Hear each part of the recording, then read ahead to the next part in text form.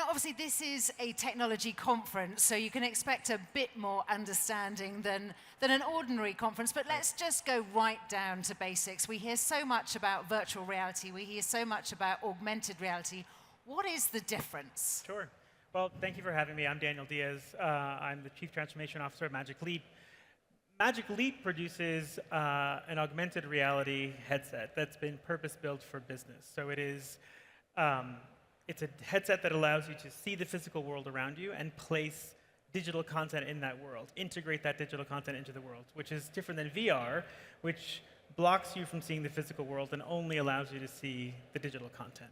And so for us, there is incredible promise today in the enterprise space. We're looking at really three main use cases in looking at training. We're looking at remote assistance, so someone being able to help you through a task even though they're not in the room with you. And then looking at the visualization of 3D data. And really the markets that are most excited about this and the ones that we see the most promise today are in healthcare, the public sector or defense market, and then in the manufacturing space.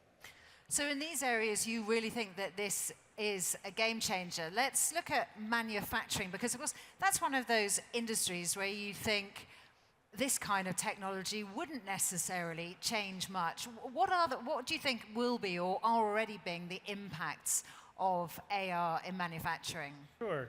We were with the World Economic Forum recently at a meeting in Detroit with all the automotive manufacturers.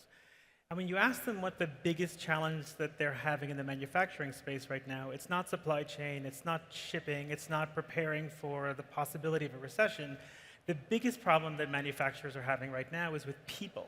People retiring from the workforce and taking all that tribal knowledge with them, and then really a difficult time in recruiting young workers into the manufacturing space.